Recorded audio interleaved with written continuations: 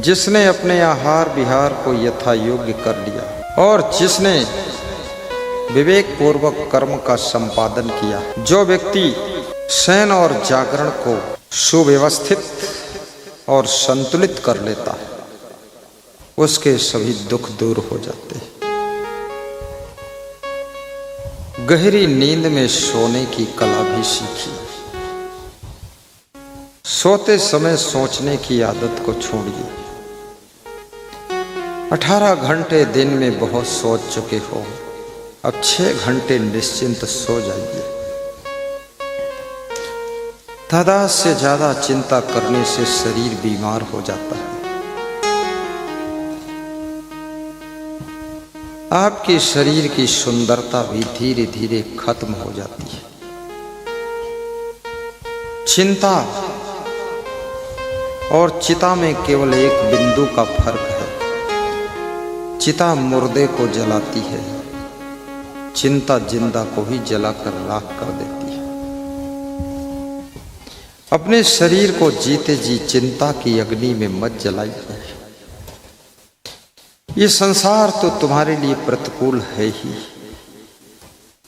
गुलाब के फूल बन करके कांटों की गोद में भी पूर्ण रूप से खिलिए सुगंध, सौरभ और सुंदरता को बिखेरते रहिए।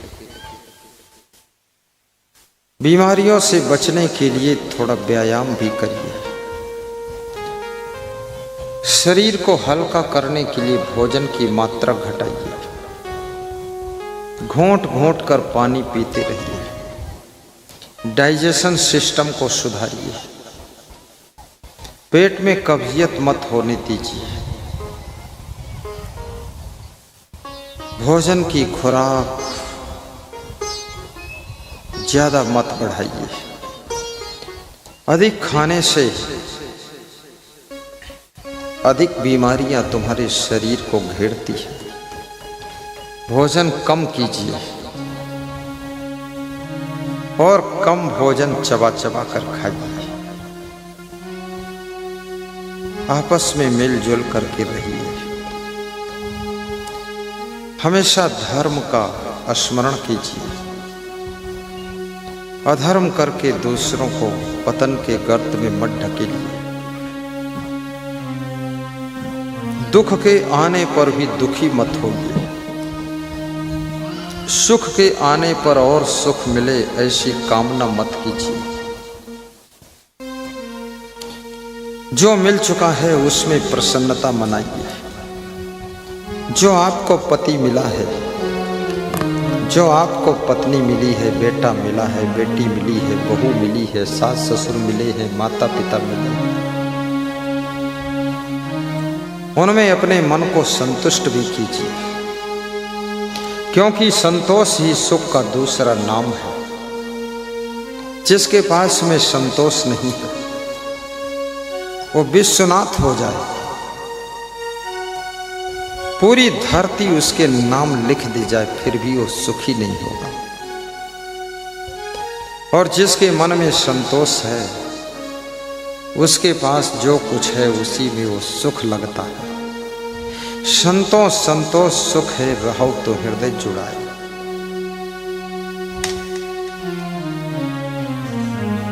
उन्नति और शांति के लिए प्रयास कीजिए। भक्ति से शांति भी मिलती है और भक्ति से उन्नति की चाबियां भी मिलती है। प्रवचन सत्संग को खूब सुनिए। सत्संग तुम्हारी उन्नति के द्वार खोलता है।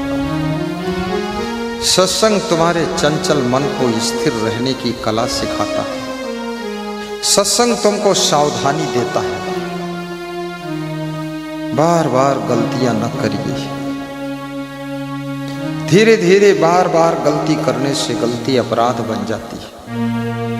अपराध बनने के बाद उस गलती का दंड मिलता है।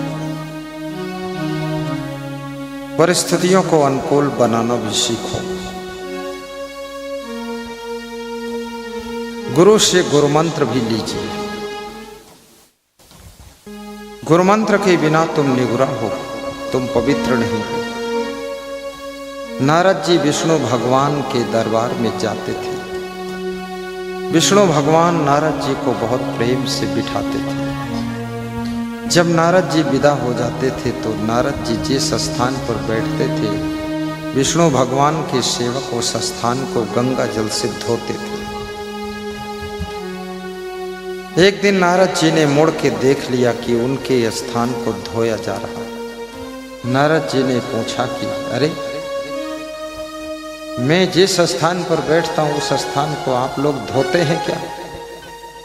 विष्णु के सेवकों ने कहा कि हाँ, हम इसको धोते हैं, क्योंकि तुम निगुरा हो, तुमने गुरु नहीं बनाया, इसलिए स्थान गंदा हो जाता है। नारद जी को बड़ी ठेस लग गई। नारद जी ने कहा, मैं गुरु बनाऊंगा। विष्णु भगवान से पूछा कि मैं किसको गुरु बनाऊंगा?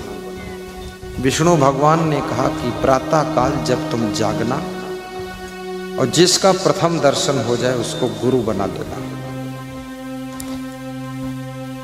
नारद जी जब दूसरे दिन सवेरे जागते हैं तो उनको प्रथम दर्शन एक केवट का होता है।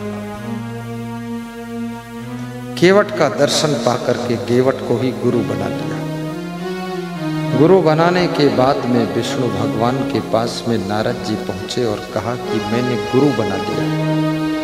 किसको गुरु बनाया? बोले, गुरु बनाया है लेकिन केवट है। गुरु में लेकिन लगा दिया।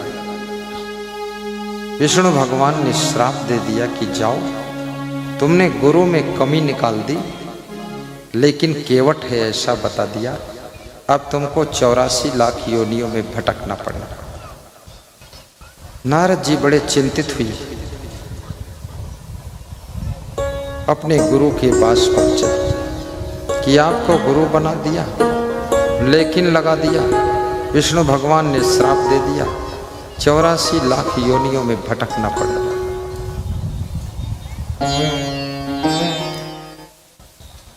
गुरु ने कहा, चिंता मत करो, भगवान के पास जाओ, उनके पैर छुओ और भगवान से पूछो कि 84 लाख योनियों का नक्शा बना दीजिए पृथ्वी पर, जरा मैं देख तो लूं, ताकि 84 लाख योनियों को भोगने में सुविधा हो जाए। नारद जी ने पृथ्वी पर 84 लाख योनियों का नक्शा खींच दिया एक लकड़ी लेकर। गुरु ने इशारा दिया कि इसी नक्शा के ऊपर तुम लोट पोट जाओ। नारद जी नक्शा के ऊपर लोट पोट गए और विष्णु भगवान से बोले कि आपने 84 लाख योनियां भोगने का श्राप दिया था और आपने ही 84 लाख योनियों का नक्शा बनाया और मैं इन्हीं योनियों के नक्शे पर लोट पोट गया और मेरा तो आपका श्राप पूरा हो गया। बोलो जय जय गुरुदेव की। विष्णु भगवान हंसने लगे, बोले कि ये ज्ञान किसने दिया? बोले, ज्ञान उसी गुरु ने दिया जिसमें लेकिन निकाला था। यही गुरु की बलिहारी होती है। गुरु बहुत बड़ा काम करता है। याद रखना, गुरु की महिमा को समझ लेना। यदि गुरु की महिमा को नहीं समझा, प्राइमरी का गुरु छोटा सा गुरु होता है, तुमको आज से आम, माँ से अमरूद पढ़ाता है और धीरे धीरे उसी पढ़ाई से तुम आगे बढ़ते हो। एक दिन तुम स्वयं शिक्षक गुरु बन जाते हो। शिक्षक गुरु का भी सम्मान करना, उनका आदर करना। धीरे धीरे शिक्षकों का आदर भारत की धरती से घटता चला जा रहा है। शिक्षक का आदर करने से विद्यार्थी सफलता को अधिक प्राप्त करता है। जिस गुरु के द्वारा आत्मज्ञान मिलता है, जो गुरु आपको गुरु मंत्र सुनाता है, कंठी माला पहनाता है, उस गुरु के प्रति अथाह श्रद्धा रखना, उनकी महिमा का गुणगान करना और निगुरा बन करके मत रहना। विष्णु भगवान ने जैसे नारद को कहा था गुरु बनाइए, नारद बहुत ज्ञानी थे, लेकिन गुरु के बिना नारद पवित्र नहीं थे। गुरु भक्ति पवित्र कर देती है, गुरु ज्ञान तुम्हारे जीवन का कल्याण कर देता है। हंसा प्यारे सरवर तजी कहाँ जा, जही सरवर बीच मोतिया चुगत होते, बहुविधि केली कराय,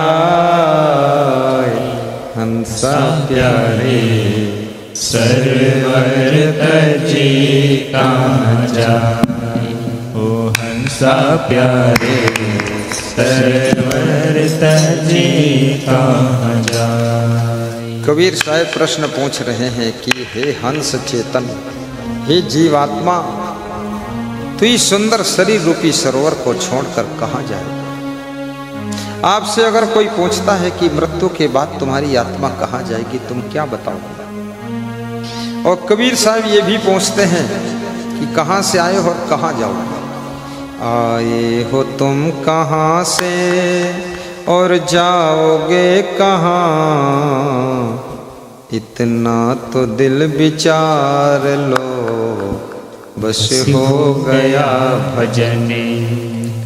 इतना तो दिल विचार लो, बस हो गया भजने। आए कहाँ से हो। अभी तो मालूम है कि परसाही गांव में तुम्हारा जन्म हुआ, लेकिन परसाही से पहले कहाँ जन्म हुआ था।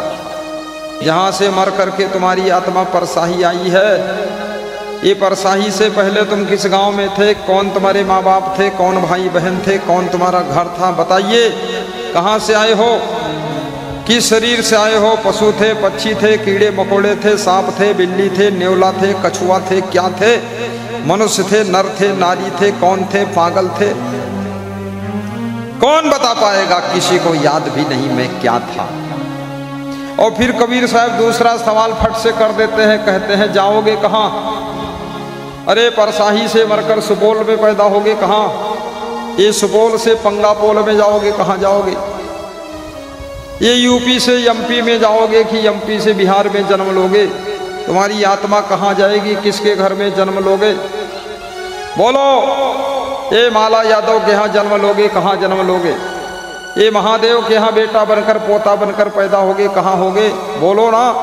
कुछ मालूम नहीं है, ये भी नहीं मालूम है हम कहाँ से आए हैं, ये भी नहीं मालूम हम कहाँ जाएंगे। और कबीर साहब ऐसा सवाल पूछ रहे, झंझट खड़ा कर दिया कबीर साहब ने।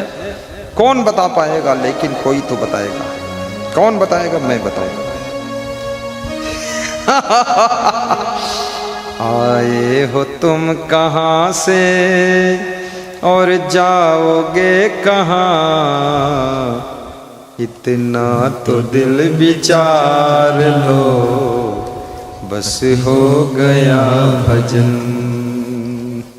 इतना तो दिल विचार लो, बस हो गया भजन।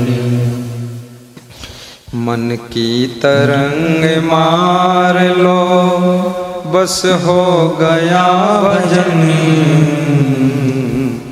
आदत जरा सुधार लो, बस हो गया भजन। आदत जरा सुधार लो, बस हो गया भजन। बोलिए सद्गुरु भगवान की जय, बोलिए संत भगवान की जय, बोलिए भक्त भगवान की जय। जाओगे कहाँ। मनुष्य की आत्मा का आवागमन उसके कर्मों के अनुसार होता है। यदि कर्म, यदि खान पान, यदि व्यवहार बर्ताव, यदि नेचर लेक्चर पशु पक्षियों जैसा, कीड़े मकोड़ों जैसा, तो याद रखना मर करके पशु पक्षी कीड़े मकोड़े की योनि में ही जाओगे। और यदि खान पान मनुष्यों जैसा, रहन सहन मनुष्यों जैसा, व्यवहार बर्ताव सभ्यता मनुष्यों जैसी है तो गारंटी के साथ परसाही से मरोगे तो बादशाही में जन्म होगा, लेकिन मनुष्य के रूप में ही जन्म होगा, कोई संदेह नहीं है। पुनः सुंदर शरीर मिलेगा, सुंदर बेटी की रूप में जन्म मिलेगा, सुंदर घर में जन्म होगा, अच्छे माता पिता मिलेंगे, भक्त परिवार मिलेगा, और ऐसे गांव में जन्म मिलेगा जिस गांव में सत्संग होता होगा तो तुम्हारा जन्म फिर से परसाही में हो सकता है।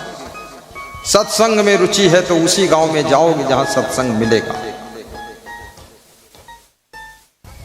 लेकिन अगर मांस मछली खाने में ज्यादा रुचि है तो मछली खाने वालों को बगुला का जन्म मिलेगा, तालाब किनारे बैठेंगे, मछली ताजी मार के निपटाते रहेंगे। मांस खाने वाले कुत्ता बिल्ली चूहा खाने वाले बिल्ली बनेंगे। और याद रखना, चिड़ियों को खाने वाले लोग बस चील गिद्ध बनेंगे। अभी सावधान हो जाओ, नहीं तो गिद्ध बना दूंगा तुमको। खीर पूड़ी हलवा खाने वाले मनुष्य ही बनेंगे। दाल चावल सब्जी रोटी दही खाने वाले, चूड़ा खाने वाले, जलेबी खाने वाले, समोसा खाने वाले, रसगुल्ला गुलाब जामुन माल उड़ाने वाले सब मनुष्य बनेंगे। क्योंकि पशु पक्षी रसगुल्ला गुलाब जामुन न बना पाते हैं, न खाने को पाते हैं, मनुष्य बनाता है और खाता है। मनुष्य को अगर शाकाहारी में रुचि है तो शाकाहारी योनि में जन्म मिलेगा।